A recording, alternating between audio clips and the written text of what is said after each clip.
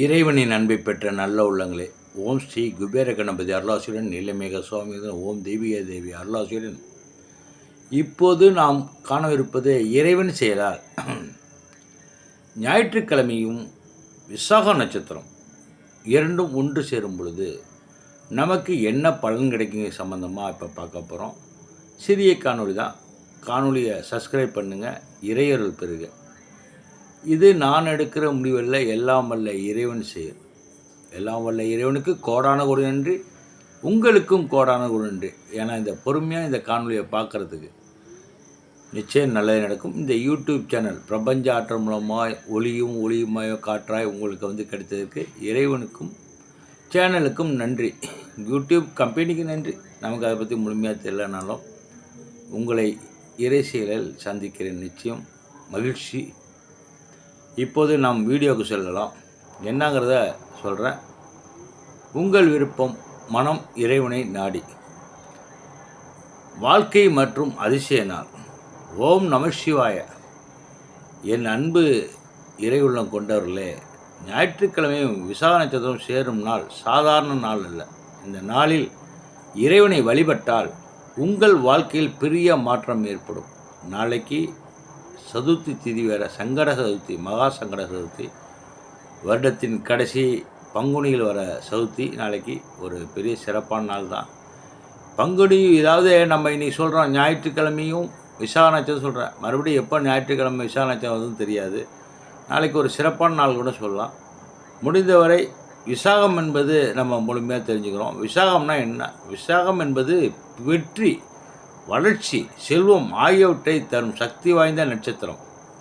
இந்த நட்சத்திரம் முயற்சியில் வெற்றி, மனதிற்கு தெளிவு, குடும்பத்தில் அமைதி ஆகியவற்றை அளிக்கும். விசாக நட்சத்திரத்தில் பிறந்தவர்களுக்கு தெய்வ அருள் எப்போதும் இருக்கும் என்று சாஸ்திரங்கள் கூறுகின்றன. அடுத்தது ஞாயிறு. ஞாயிறை பற்றி, ஞாயிறு என்றாலே சூரிய பகவான் தான்.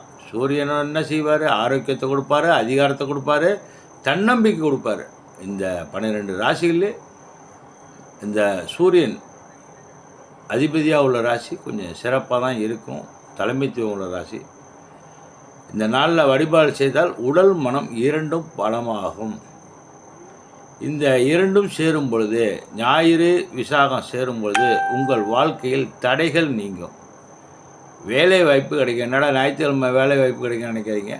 மறுபடியும் இந்த இறைவனை வணங்கினால் வருங்காலத்தில் வேலைவாய்ப்பு நிச்சயம் கிடைக்கும். மனதார நம்பிக்கையோடு இறைவனை வழிபட்டால் பண வரவு அதிகரிக்கும், குடும்ப பிரச்சனைகள் தீரும், முக்கியமாக நீங்கள் நினைத்த விஷயம் நிறைவேறும்.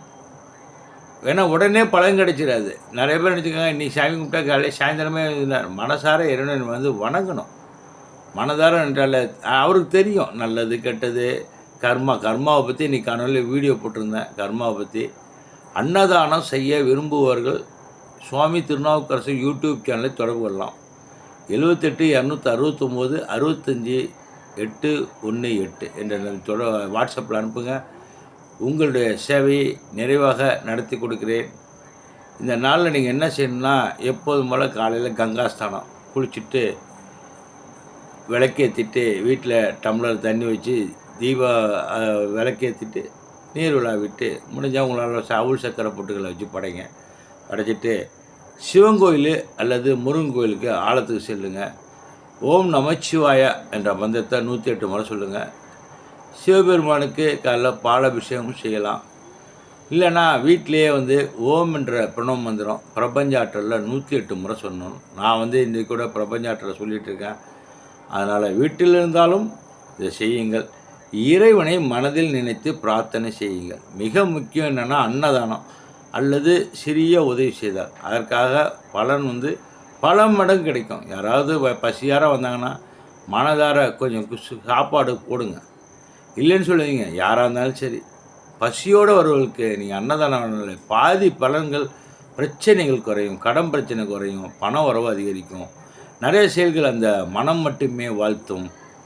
என் அன்பு இறையன்பை கொண்ட இறை உள்ளம் கொண்டவர்களே, இந்த ஞாயிறு விசாக நாளை தவற விடாதீங்க.